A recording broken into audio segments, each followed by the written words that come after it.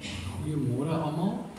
Het is lekker om weer vir 'n slag hier te kan staan by julle te wees.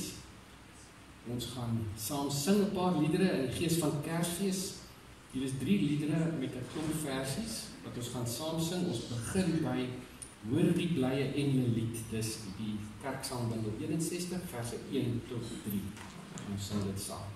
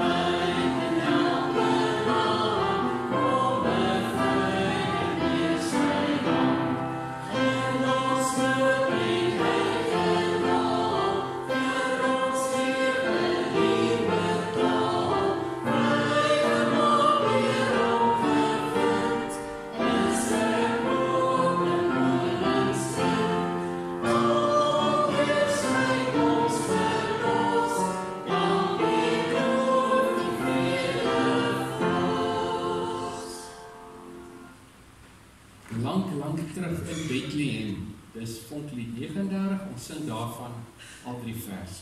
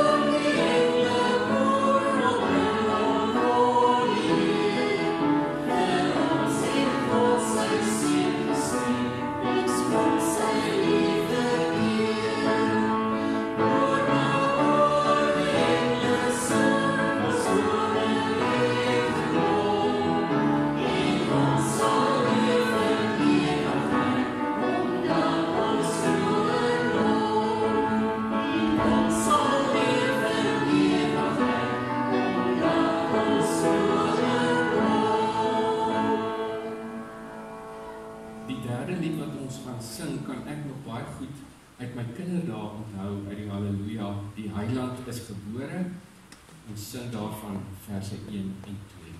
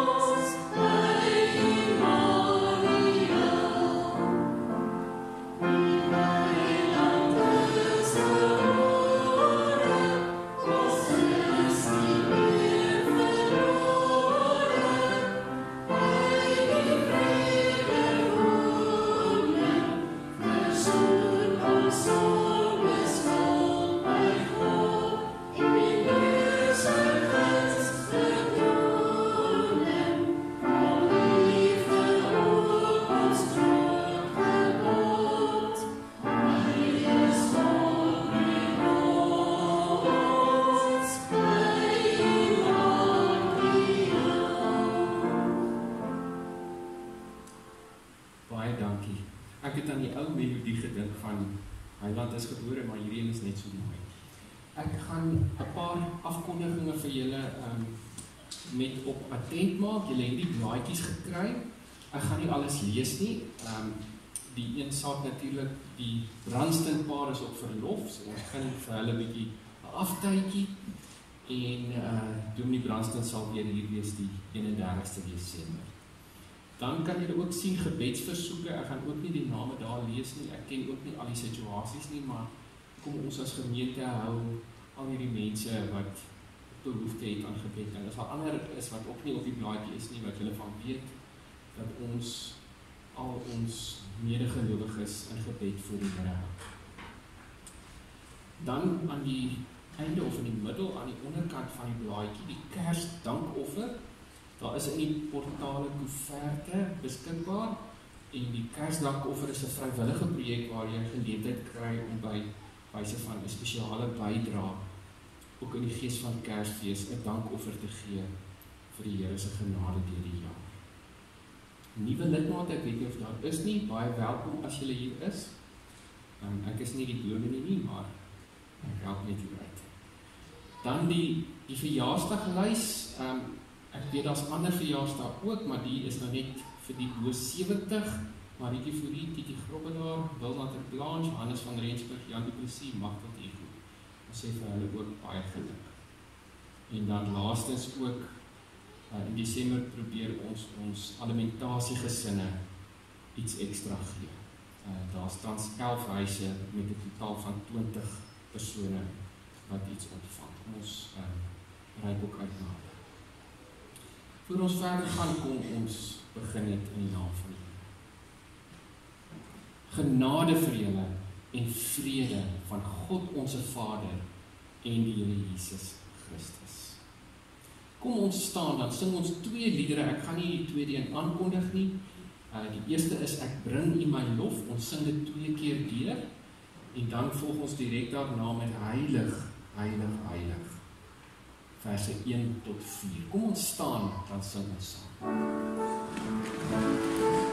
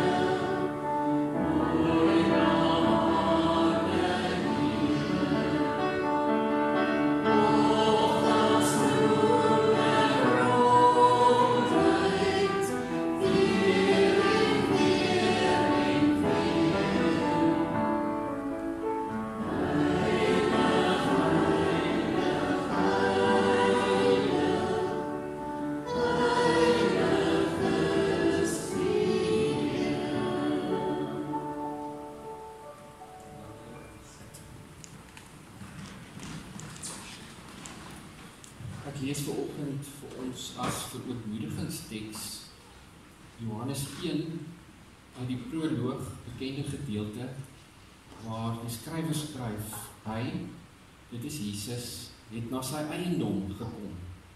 Dis vers 11. En sy eie mense het hom nie aangeneem nie. Maar almal wat hom aangeneem het, aan hulle het hy mag gegee om kinders van God te word. Aan hulle wat in sy naam glo. Wat nie uit die bloed of uit die wil van die vlees of uit die wil van 'n man nie, maar uit God gebore is. Dan vers 14, die woord het vlees geword. Of ons kan ook vertaal mens geword en onder ons gewoon. En ons het sy heerlikheid aanskou. 'n Heerlikheid soos van die eniggebore wat van die Vader kom, vol van genade en waarheid. Ons sit net so, dan antwoord ons daarop met hierdie lied, ook ter voorbereiding vir die boodskap wat gaan volg. U het die brood gebreek. Ons sing daarvan vers 1 en 2.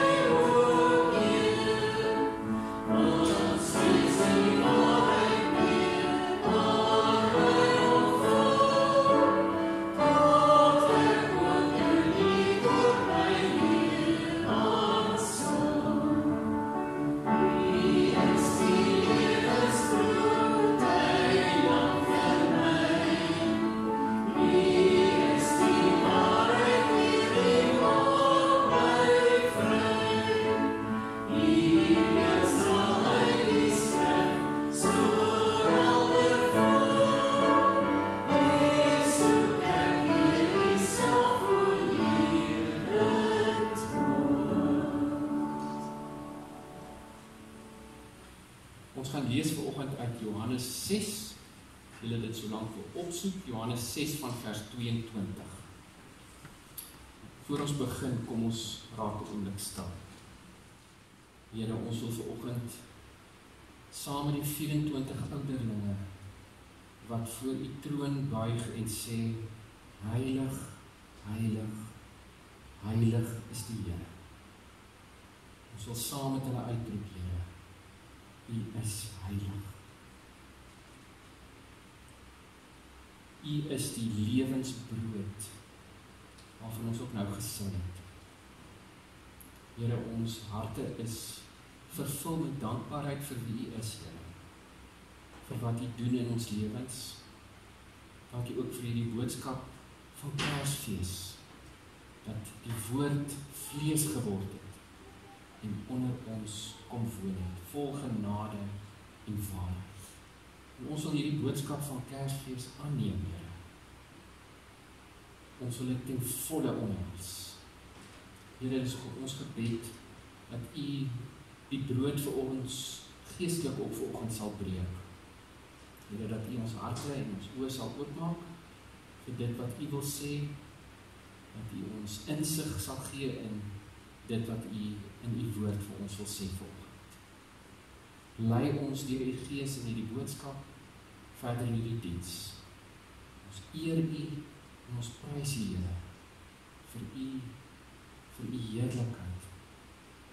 En ons aanbid U. Amen. Nou Johannes 6, voor ek nou gaan begin lees hier van vers 22.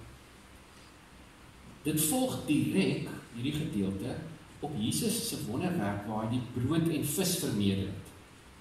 En net daarna waar Jesus op die water geloop het. En dit is belangrik om dit in gedagte te hou as ons hierdie gedeelte lees. So dit volg nou net hierna.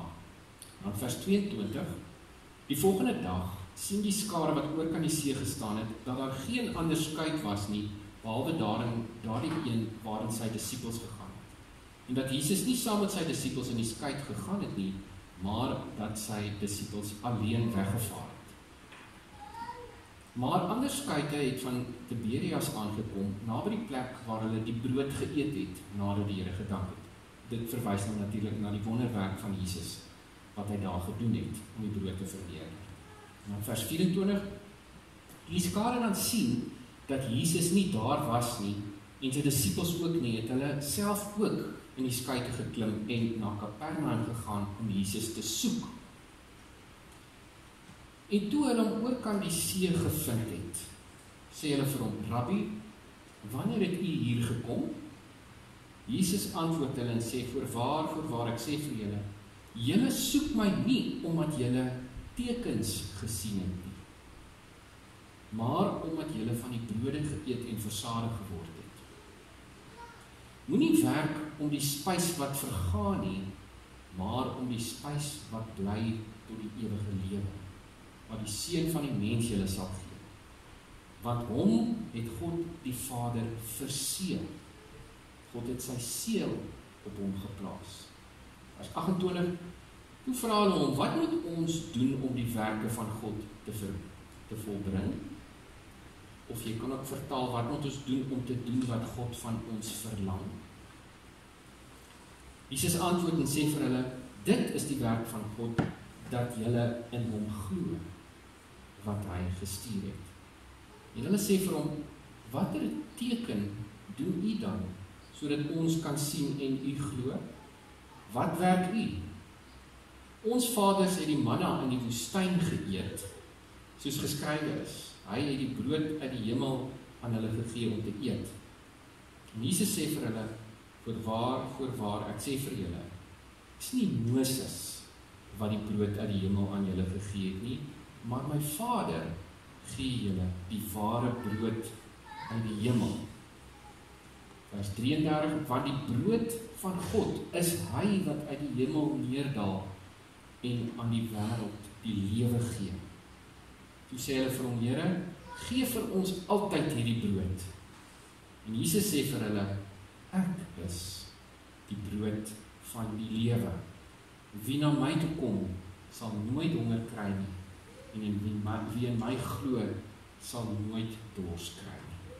Ek lees net tot daar. Nou met Jesus se vermeerdering van die brood, waar hy duisende mense kos gegee het, was die mense geweldig beïndruk met Jesus se vermoëns. Ons lees byvoorbeeld vroeër in hierdie gedeelte, dat die skares vir Jesus koning wou maak, nadat hy die brood en die visies vermeerder het. En nou sien ons hier, dat die skare hom weer in Kapernaum opgesoek het. Want dit wat Jesus kon doen, was vir hulle amper te goed om waar te wees. Nou hulle wou waarskynlik weer een of ander wonderwerk van Jesus sien. Maar Jesus sien dadelik deur hulle motiewe. Want hy sê vir hulle, julle soek my nie omdat julle tekens gesien het nie, maar omdat julle van die brode geëet en versadig geword het. Maar wat bedoel Jesus as hy sê, julle soek my nie omdat julle tekens gesien het nie, want hulle het tog Jesus se tekens gesien. Oeps, kyk, ek het al so baie glase gebreek by my, by die huis. Ek gaan net, ekskuus julle.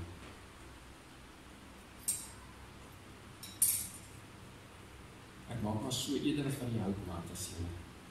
Ekskuus vir dit.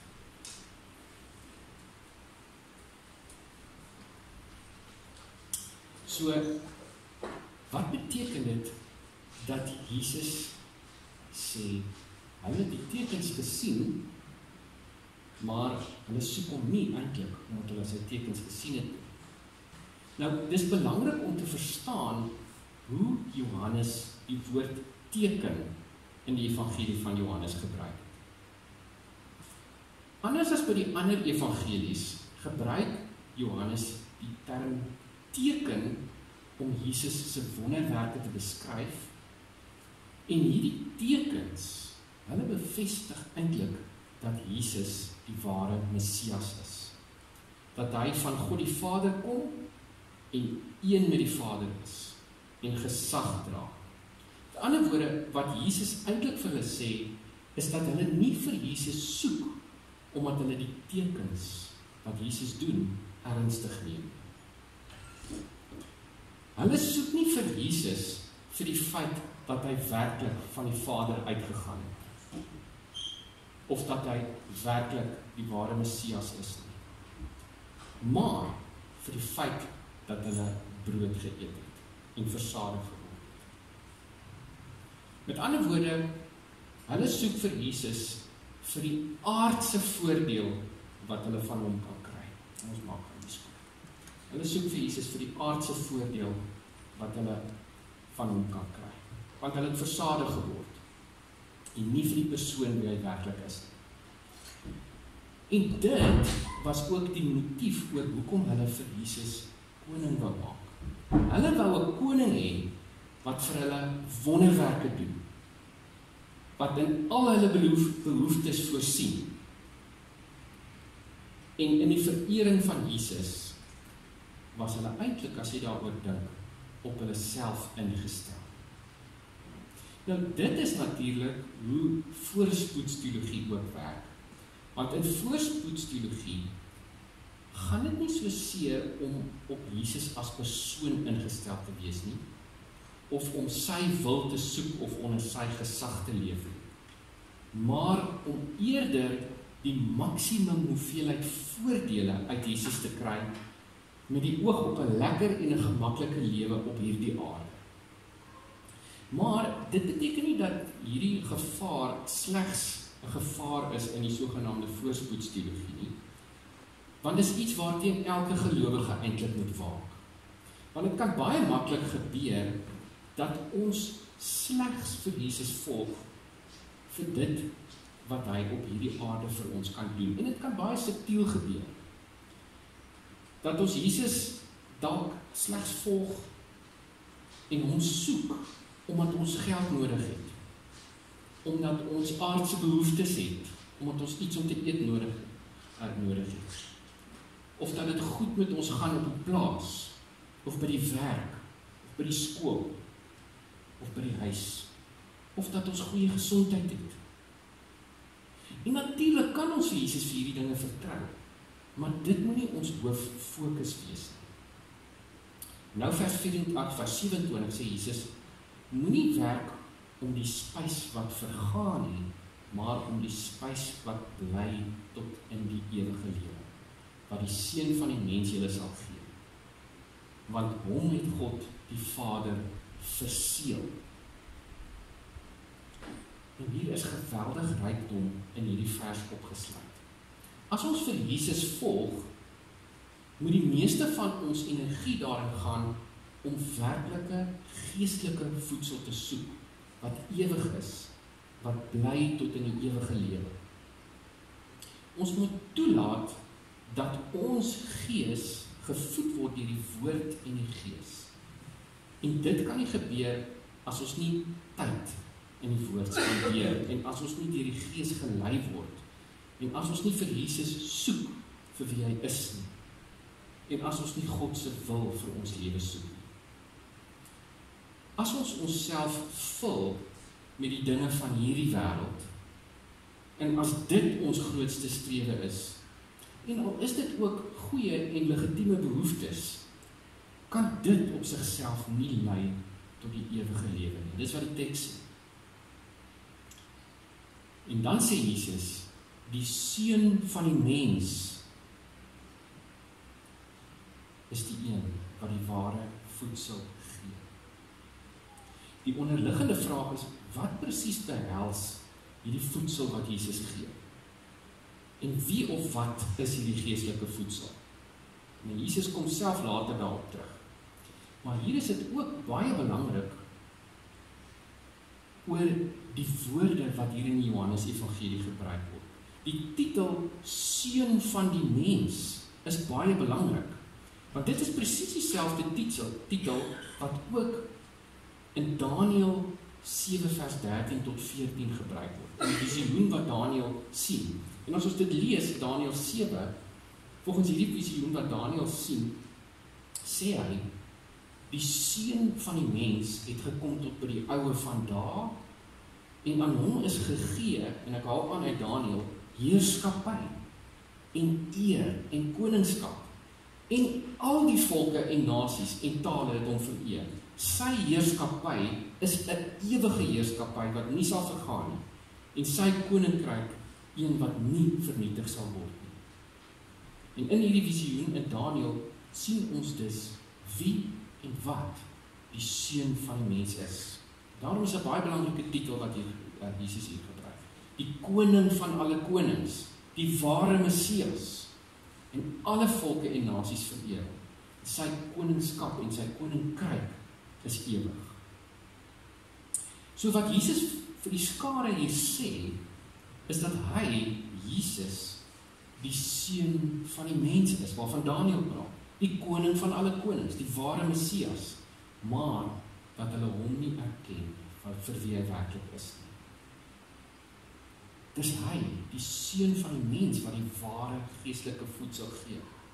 Jesus voeg by dat God die Vader hom verseël het, waarskynlik by die doop, waarna die Johannes hier verwys, waar die Vader sy seël, as het ware, op Jesus, die Messias, die ware koning geplaas het. Die Vader het Jesus se ware identiteit kom bevestig. En dan vra die skare vir hom, nou wat moet ons doen om die werke van God te volbring? Of met ander woorde, wat moet ons doen om te doen wat God van ons verlang? Wie kan ook sê, wat wil God hê moet ons doen? Die antwoord wat Jesus dan vir hulle gee, is dat dit die werk van God is wat hulle moet doen, dat hulle in hom glo, wat hy gestuur het. En dis eintlik 'n ironiese antwoord, want om te glo is nie eintlik 'n werk wat jy doen nie. Geloof in die Nuwe Testament, en veral in die evangelie van Johannes, beteken primêr om jou vertroue in iemand te stel. In die geval, volgens hierdie teks, moet hulle die Vader vertrou wat vir Jesus gestuur het. Natuurlik, as hulle die Vader vertrou, sal hulle Jesus se gesag en sy posisie ook erken, en sal hulle ook Jesus se eie woorde vertrou. Want soos Jesus telkens ook in die evangelie van Johannes sê, hy en die Vader is een. En dit lyk tog of die skare op 'n manier wel insien dat hulle vir Jesus moet vertrou, want hulle vra, watter teken doen u dan, sodat ons kan sien en glo? Wat werk u?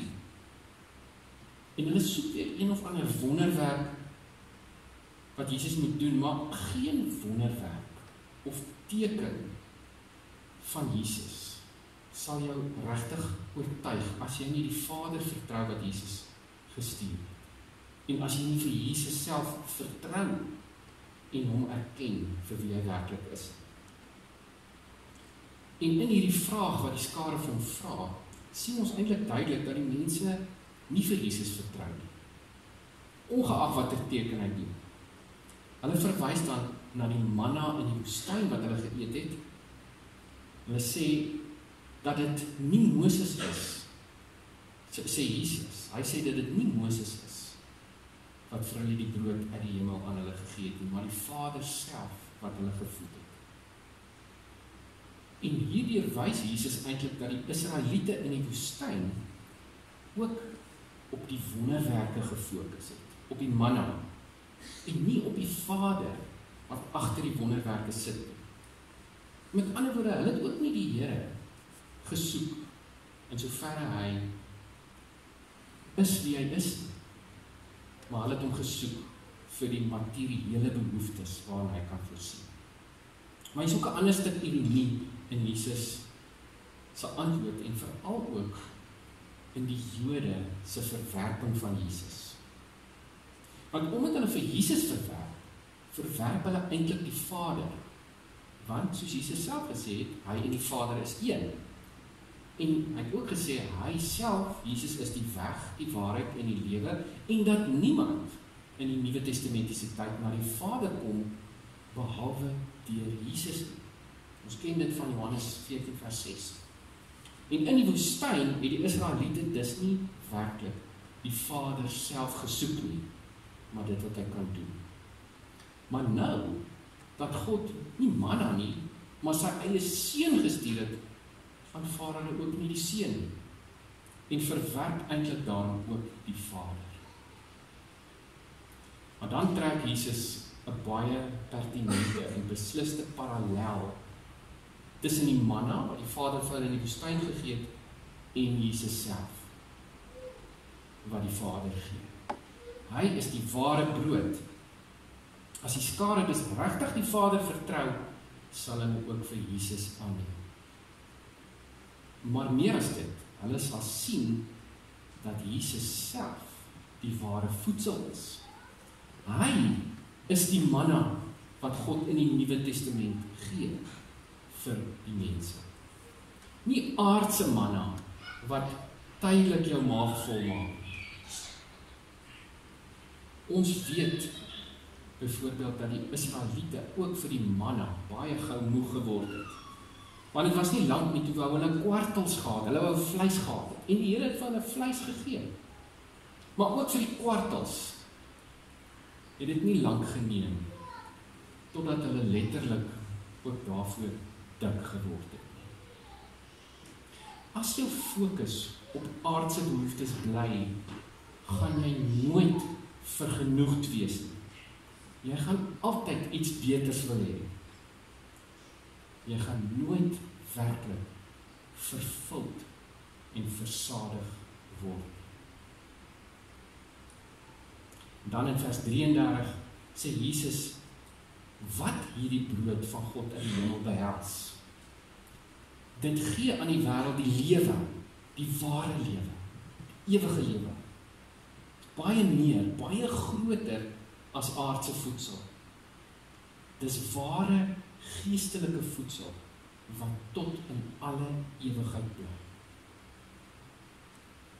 Maar dit lyk steeds as Jesus dit sê of die mense nie werklik verstaan wat hierdie ware voedsel behels nie. En dan vra Jesus hulle vra dan dat Jesus altyd aan hulle hierdie brood moet gee. Hulle sien veral nie in dat Jesus self die brood van die lewe is nie. Hulle verwag eerder weer dat Jesus een of ander soort wonderwerk doen en 'n soort magic brood maak waarvan hulle nooit weer sal honger word. Dink net wat hulle met hierdie sogenaamde magic brood sou gemaak het. Hulle sou dit waarskynlik vir 'n groot bedrag kon verkoop. Of hierdie brood op sigself sou weer vir hulle soos 'n nuwe soort afgod geword het. Maar dan sê Jesus prontuit, omdat hy sien hulle verstaan nog nie regtig. Sê Jesus, ek is die brood van die lewe. Wie na my toe kom, sal nooit honger kry nie, en in wie my glo, sal nooit dors kry nie. Nou sê Jesus, wie en wat hierdie werklike geestelike voedsel is, wat mens behoort te soek. Hy self is die brood van die lewe. Ware geestelike voedsel is dus nie in die eerste plek dinge wat jy moet glo. Natuurlik, dis ook belangrik. Jy moet die regte dinge glo, maar dit is nie in die eerste plek wat die geestelike voedsel is nie. Dis ook nie sekere dinge of sekere aksies wat jy moet doen nie. Selfs al is dit geestelike aksies. Dit is om Jesus te sien vir wie en wat hy werklik is.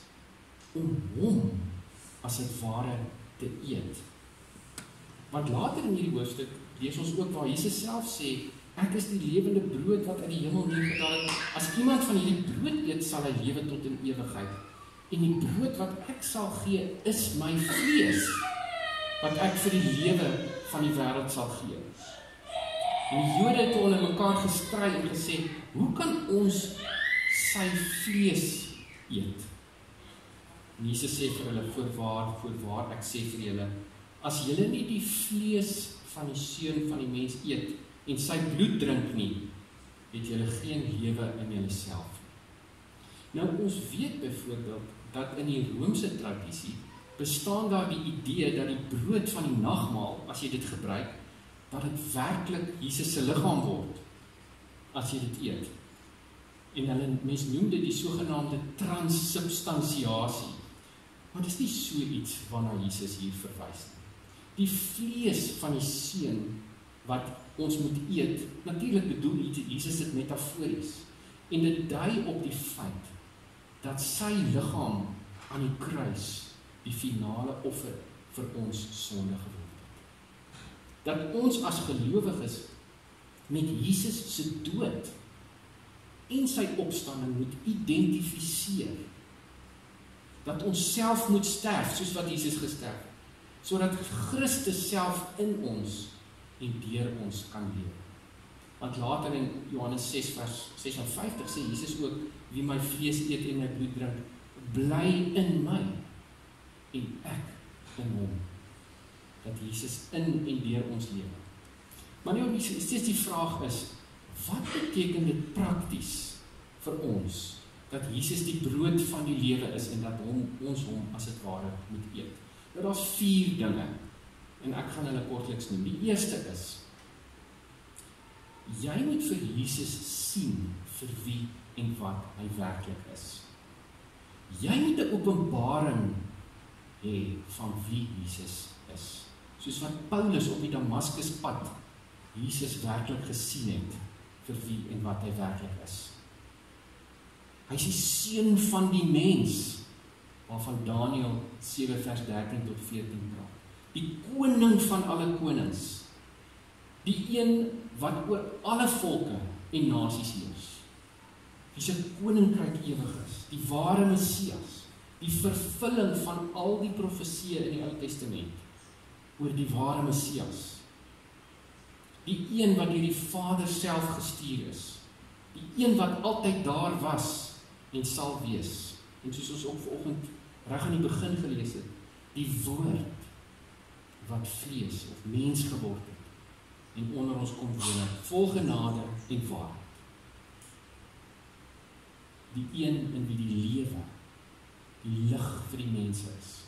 Jou geestelike oë moet daarvoor oopgaan.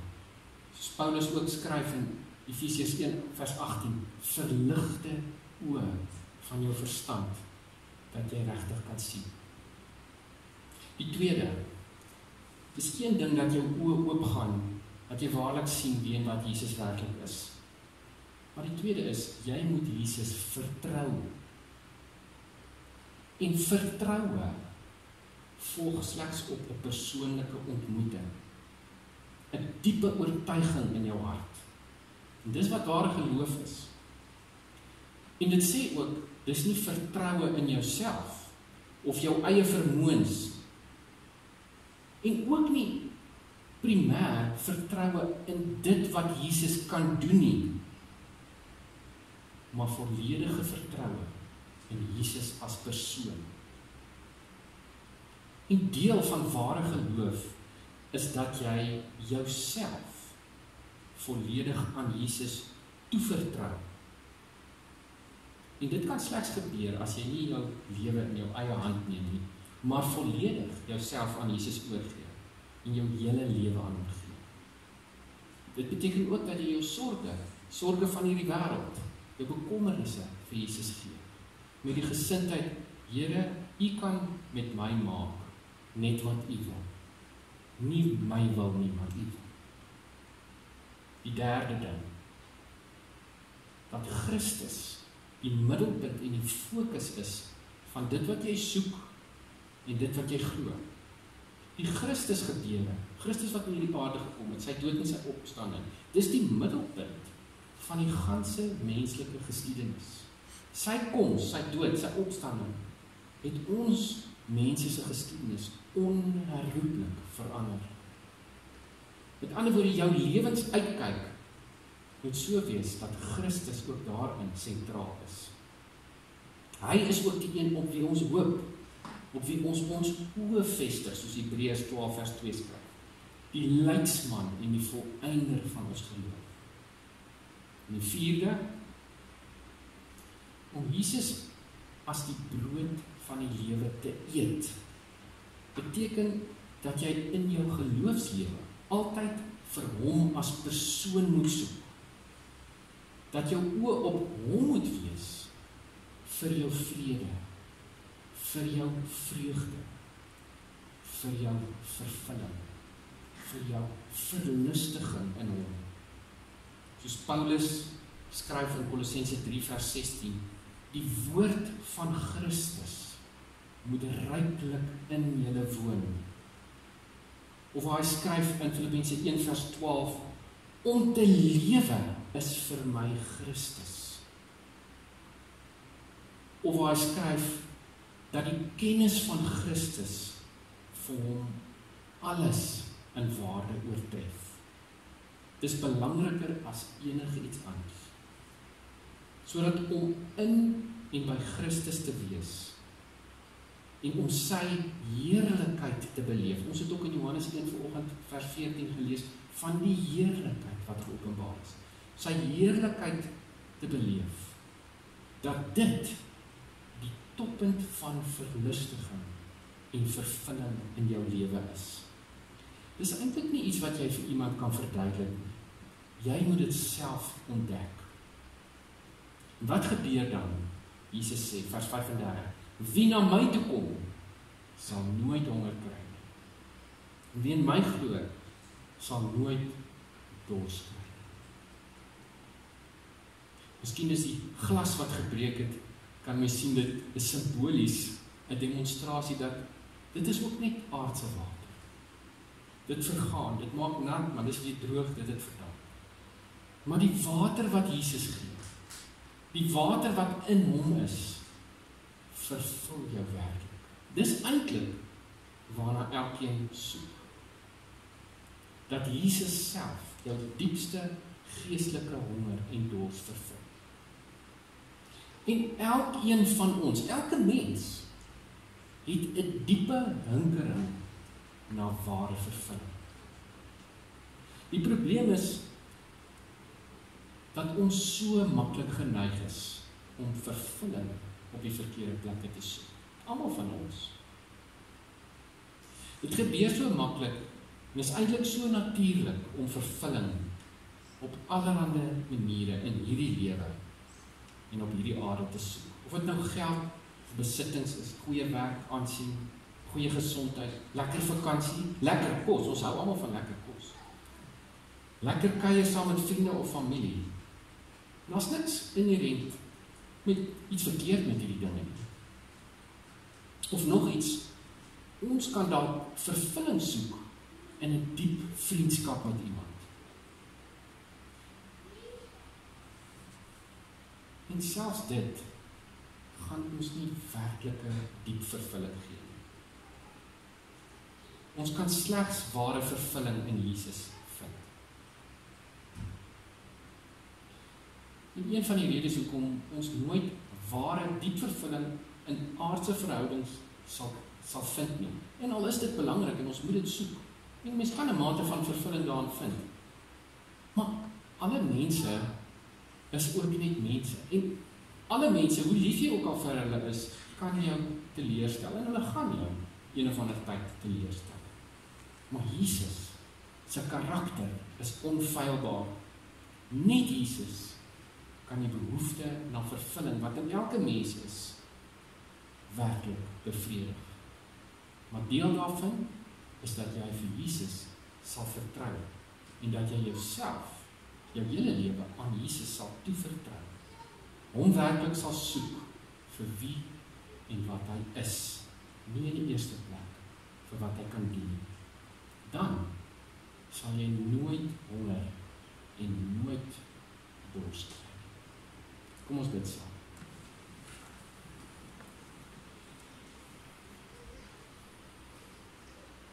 Here, baie dankie dat ons net weer kan hoor vanoggend dat U die ware bron is van vervulling. Dat U die enigste een is wat werklik ons diepe behoefte na vervulling, ons diepe dors en ons diepe honger kan vervul. Here, en dit is ons gebed dat U ons 'n bietjie sal weglei van ons eie behoeftes. En alles is dit nodig dat U as het ware die glas met water sal dit breek. Dat ons dalk soms lyding op hierdie aarde moet ervaar, of dat ons onsself sal onthou van dit. Om werk net weer by U uit te kom.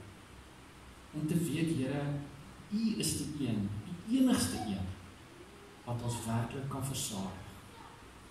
Here, wil U ons help? Wil U ons die genade gee? Want U is vol genade en waarheid. En ons het dit so nodig, ook in hierdie Kerstyd. Here, waar dit veral uitdagend is, as dit Kersfees raak, dan raak die fokus so maklik weer op al hierdie dinge, al die geskenke, al die etes, of selfs al die verhoudings.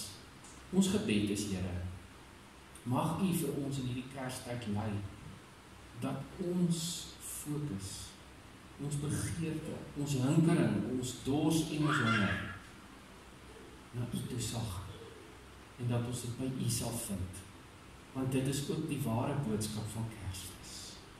Wees ons genadig, ons vra dit in die naam van Jesus. Amen. Kom ons gee nou tyd vir die offergawe om opgeneem te word.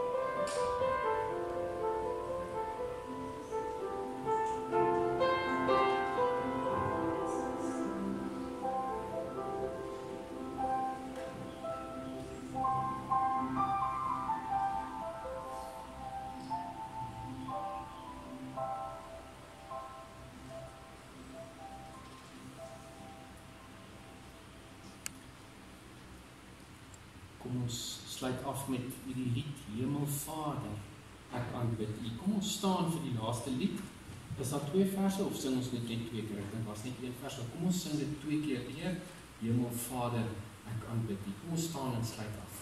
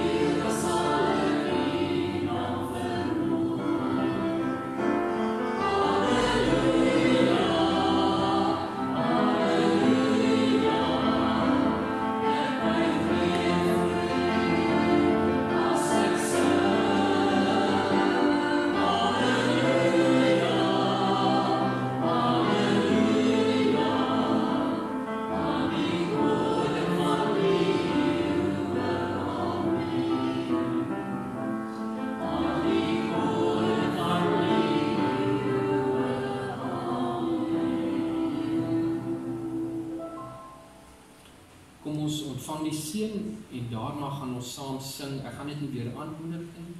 Die Here seën en beskerm. Ons ontvang die seën.